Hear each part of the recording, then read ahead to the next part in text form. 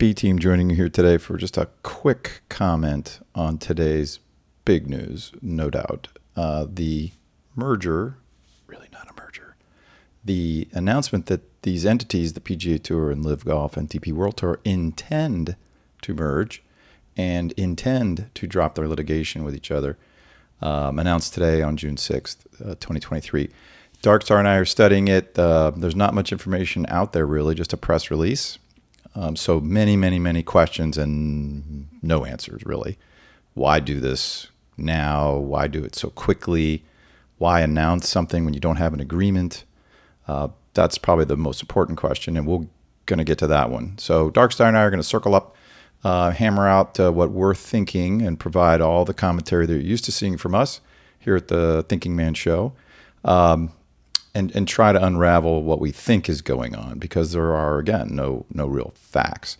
In the meantime, we've had one of our producers cut up our video from the Masters week, well, really the week before the Masters, when we addressed this exact topic, the plot to save global golf.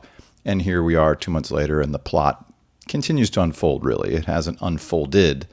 It's continuing to unfold. So what's going to follow right now is a shortened version of that video from the end of March, where we talked about this really fully and our thoughts about how this was coming together and how it was going to come together quickly because the PGA Tour is running out of money. So how the litigation figures into this is a very important piece, dropping it, that is. And then, of course, all the details matter a whole lot. You know, who's going to be in charge? How's it going to work? One thing we can say, it does sound like, no surprise, the entities will continue to operate PGA Tour, DP World Tour, and LIV Golf separately. So is our vision from, 10, 11 months ago, where Darkstar really spelled out a golf league, a global league where LIV is one league and PGA Tour is another league, and they play each other in a rival series, etc., come together at the majors, come together for a Ryder Cup perhaps type event, or the Ryder Cup itself. Yes, that's what's happening, it seems. No surprise to us, but again, a lot of details to uncover. So till then, watch the following footage. Still fascinating, and we will be back to you just as soon as possible with more comments on this news.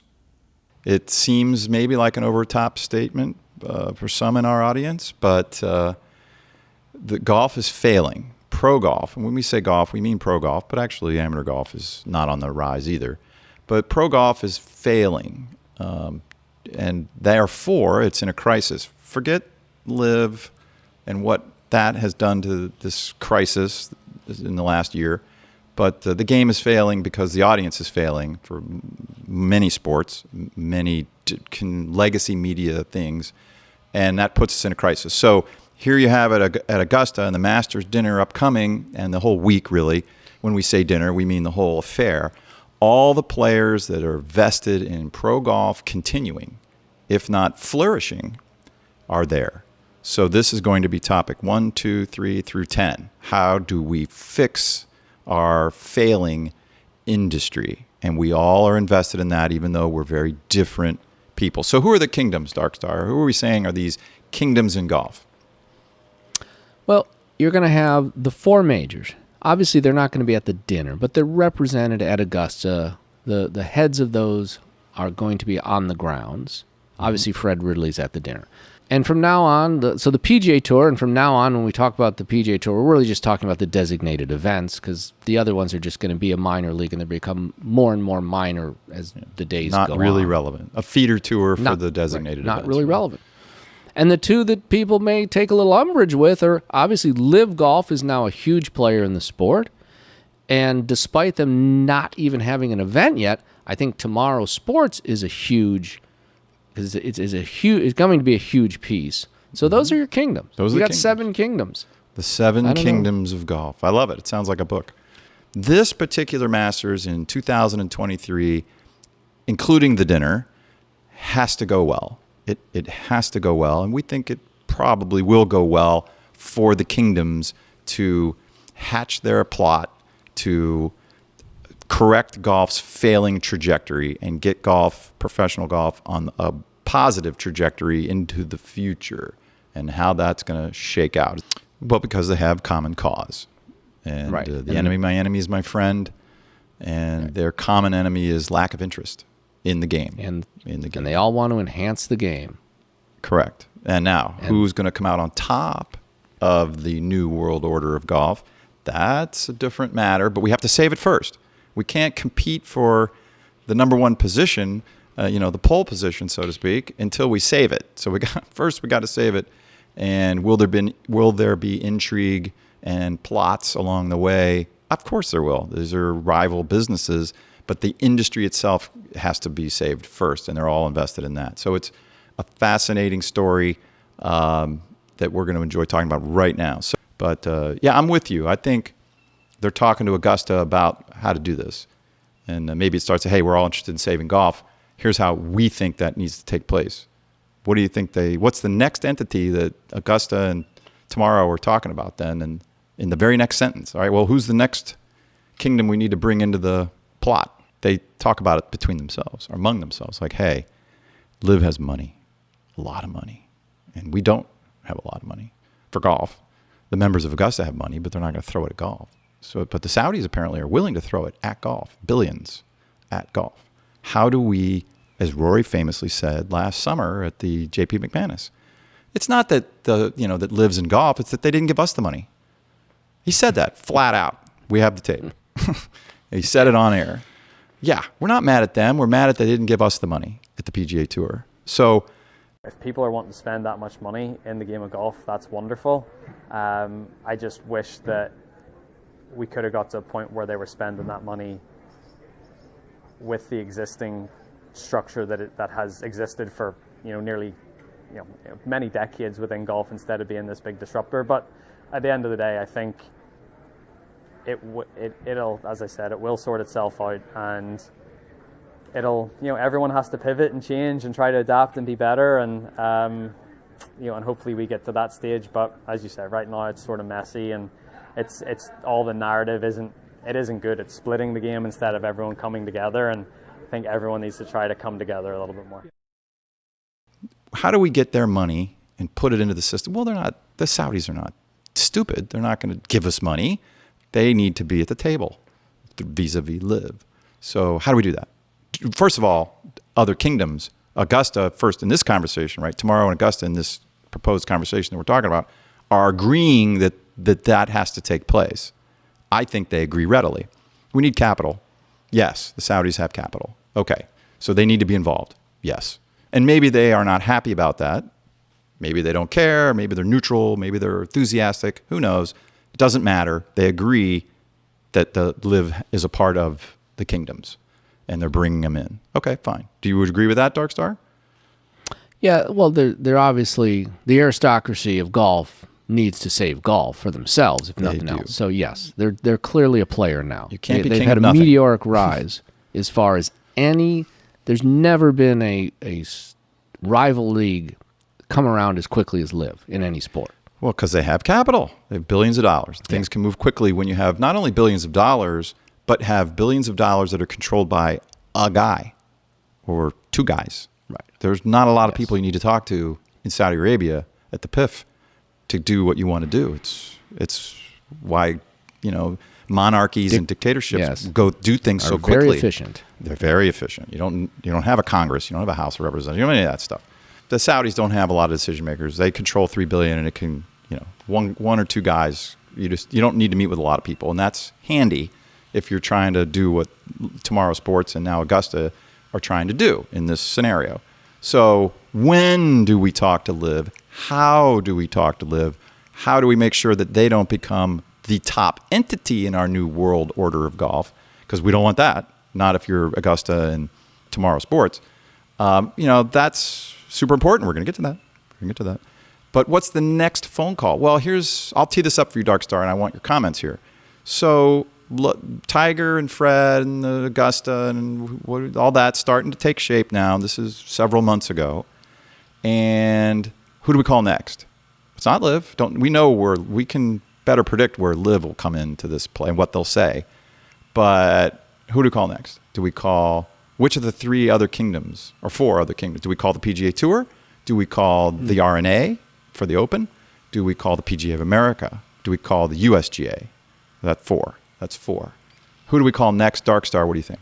It's got to be the RNA or the USGA. It's the US Open or the Open is what you're looking to add to the mantle, because those are the big majors. And that's really what this all revolves around. The future of golf is revolving around the 4 majors. It's going to be the USGA and the US Open. Why do I say that? Yeah, I'm curious. The more cooperative conspirators you have, then that group has more energy, more momentum, because we were coming from 3 different points of view now. We have Tomorrow Sports, we have Augusta on board, now we have the USGA on board. Now, if the RNA is going to be a little more ticklish, a little bit more of a different type of agenda, even though we think they're going to agree with saving global golf, pro golf, they're going to be 4th. Oh, hey, USGA guys, whoever they call, the president or the CEO, I forget his name offhand, or it's one of the key board members, whoever, we want to save global golf. Here's what we're thinking. And the USGA is like, yeah, global golf. Yeah, we need to do that. Sure. And our major, the US Open. Sure. So now they're talking about the details. I don't think we have time for that today, to what are those details. But they're agreeing that saving global golf's a thing. That's a number 1 priority. So yes, let's do this. And the USGA then, after they agree, their first question, and really only meaningful question that's at the top, is what about LIV? What do you do about them? And the first 2 guys, Tomorrow and Augusta, say, we need them. They have money. They have players now too, but they have money. Right. And the USGA says that's true. To throw at golf. Yeah, okay. Now, everybody knows that they don't want LIV to run the show, but they're a kingdom and they need to be at the table. Yeah. Are we on track so far? Absolutely. But we're talking about this plan to save global golf. You have Tomorrow. You have Augusta, the first 2 kingdoms reaching consensus. Now they've included the USGA. Now you have 3 kingdoms in this plot. And now they're going to reach out to the RNA because that's the natural next entity. And, hey, 3 kingdoms, who should reach out to the RNA first to get this rolling, to get them on board? Augusta. It's got to be. Yeah, it can't be Tomorrow. It's Augusta. It's Augusta. And I agree with that, and I would think the audience would agree with that, which only serves to, among other interesting things, but among that list of interesting things, it serves to notify all of us again, who is the real heart of global golf? Augusta National. I think that's true. They're making that call to get the RNA on board. It's not Tomorrow. It's not Tiger. It's not the USGA. It's Augusta National. And that we just went through highlights that. And I think that's right. I really do. Right. But now the RNA is in the fold because why? Why would they agree to this? Because they want to save global golf. And they agree that it's failing. Okay. We got 4 entities now, 4 kingdoms, 3 to go. Who's the next one? Who's the next kingdom to bring on board? Let's talk to PGA of America, get them on board. Of course, they'll come on board. We don't know. That's like a coffee and a donut with them. Okay, they're on board. So now we have 5 kingdoms. So now when you go to the PGA Tour, hey, we're going to do Save Global Golf. We'd love for you to be. We need you to be involved. We love you. You need to be involved. And PGA Tour says, great, of course, we'll do that. Well, how do we get rid of LIV? And the other kingdoms say, well, don't get rid of LIV. No, they have the money. No, we need them. And the PGA Tour might say, well, no, screw that. No. We're not interested in saving golf if it includes LIV. And then the Augusta, again, being the broker of all this, says, well, everybody else is on board except you. The 4 majors plus Tomorrow Sports with the key players, Tiger, Rory, your guys that really aren't your guys. Yet another reference to our episode last time, Dark Star. Yeah. Tiger is the enemy of PGA Tour. Tiger's the enemy of the PGA Tour. Yeah. So we have, we have everybody already lined up PGA Tour. So we really don't fight us on this. What? Yeah. Can we get the margin call clip? Yeah, Don't fight us on this. I'd really appreciate if you didn't fight me on this one. Yes, we need you on board, and LIV has the money. They have the money that we're going to need, so they need to be involved. And this will be good for you, and we'll show you how. You can flourish. LIV can flourish. There's different leagues in cricket. There's different leagues in just about everything that has a big team. There's different soccer entities around the world, right? And they do just fine because of each other. They do better as a collective. You need League One, you need the Premier League, you need the Champions League in soccer. You need those things. You need the American League and the National League in baseball in America. You need those things, and you're going to be one of those leagues that's critical to the weekly playing of pro golf because the 4 majors are only 4 times a year. And you and LIV are going to do that. So then the last phone call is to LIV. They're the very last ones to call. And that's because they have already indicated that they're interested in everything we just said. LIV has said from the beginning, yeah, we want global golf to expand and grow and flourish. And we want the PGA Tour to continue. They have not said otherwise. And hey, guys, they want the majors to flourish. They just want to play in the majors. They just want to play potentially against the PGA Tour in a rival match. Great. Yeah. It's all good for LIV. They just want a seat at the table, and now we're offering them one as the other 6 kingdoms. You see that coming together like that, Darkstar? I see it coming together like that. The PGA Tour needs to realize that the majors need the LIV players at the majors. Yeah, yes, for the health of the game. But remember, the game is failing. And everybody needs the game to survive. Otherwise, they don't survive. So everybody's going to have to give up a little bit. PGA Tour, you can't be the only tour anymore. Sorry. Or else the game goes away. We need LIV's money. We need their money. And that's what's available to us right now. Tiger's going to retire.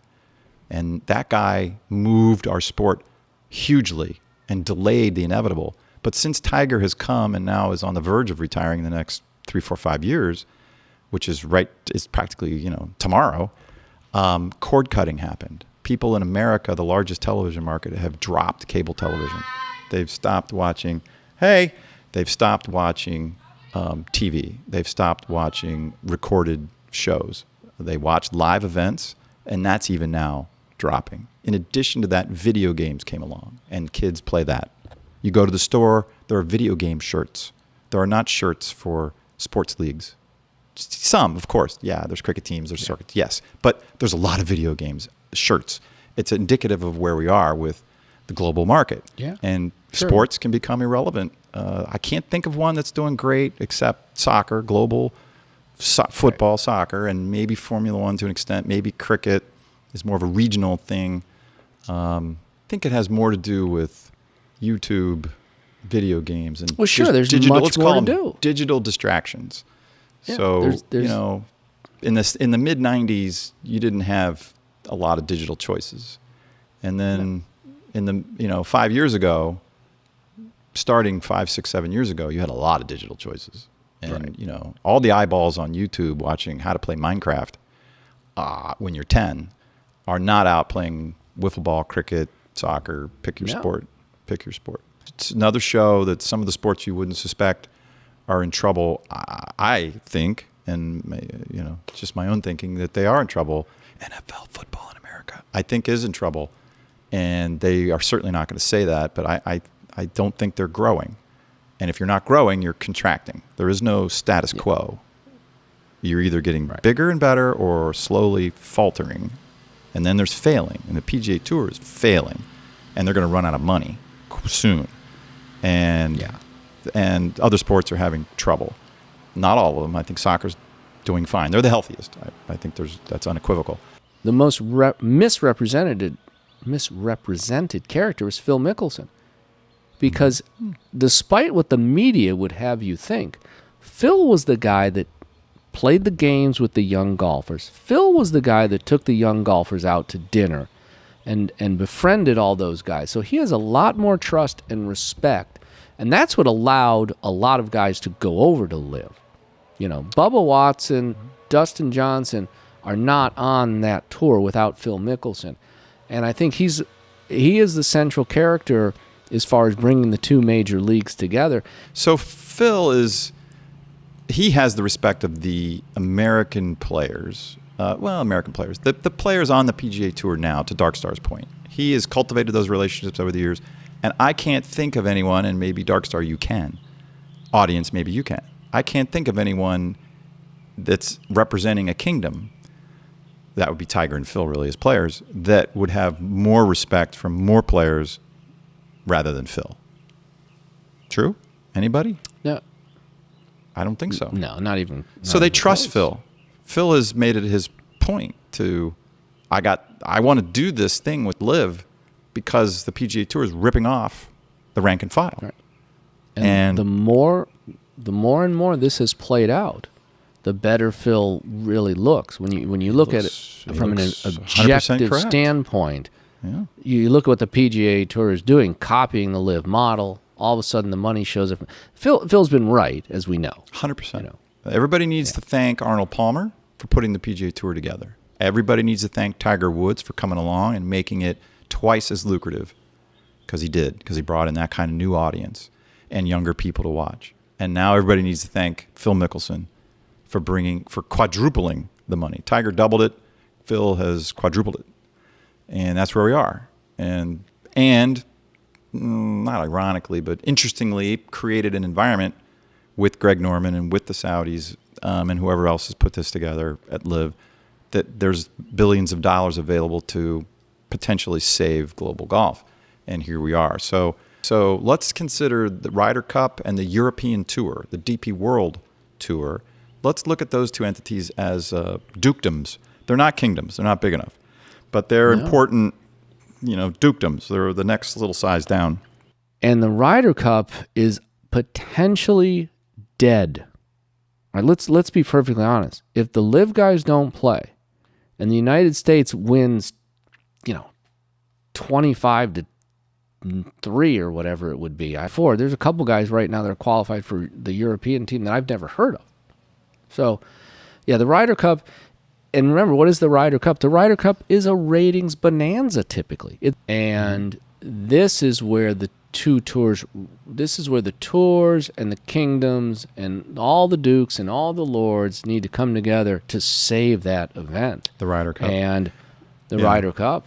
I wasn't thinking it when we talked about it originally, but if you told me that LIV had another strategy in addition to getting Masters winners over, which they've done brilliantly with 6, and they're all recent winners, do they want to collect European Ryder Cup captains? Well, they've done that. They've got all the Ryder Cup captains, right? Pretty much. Yeah. They got Sergio, they got Westwood, they got Poulter, they got Graham McDowell. That's Stenson, 4 captains. They just kicked Stenson. Oh, right. And they got Stenson. Yeah. So they got him too.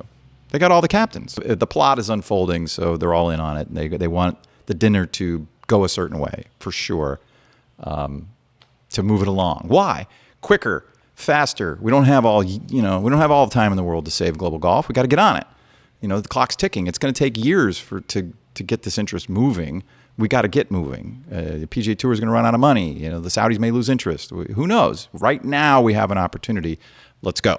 Well, exactly there are different interests. After you get past the first priority, which is saving global golf, pro golf, then it starts to get interesting, because the interests of the R&A and the Open are going to be different than everybody else, and vice versa. So the LIV Tour and the Tomorrow Sports Tour, fascinating conversation. I personally have a lot to say about those two tours and how they relate to the PGA Tour, and I kind of put it in that order just to tease a future episode, hopefully soon. Tomorrow, LIV, PGA Tour. Well, that's interesting. Why wouldn't the PGA Tour be on top? There's reasons. There are reasons. Yeah. And it's not shaping up that way. Money has to do with it. There's different reasons. We're going to get to that as a different show. But so we're going to be glued to the Masters here at the show, Dark Star and I, right? And we won't hear any of this. None of this is going to be released in the press. None of it, right? They've already said they're not leaving the actual media that gets invited to Augusta. Don't be talking about this stuff and making the Masters second. So how the kingdoms start to actually put so how they jockey for position with each other is going to be, the second part of the story. And we won't get into that today, but there's a lot there, obviously. And there'll be wrinkles. There's stuff that, there'll be some ill feelings and different things, and they'll have to come back to the primary mission, which is saving global golf.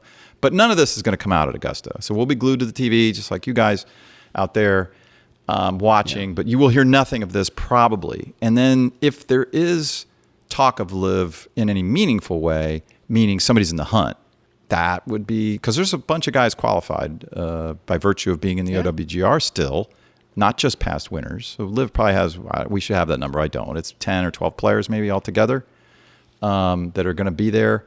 If somebody's in the hunt, then that's great for the plot, because it just moves the plot along even faster.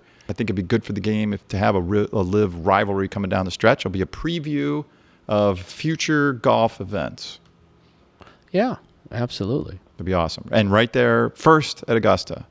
That's another thing that Augusta probably thought about. They could be the first ones to have this rivalry play out on their stage. That would be at Bobby Jones's house. That'd be awesome. It's interesting. Yeah, this is so you have. I would love that. I would love. You have sort of the two leagues set. So you're right.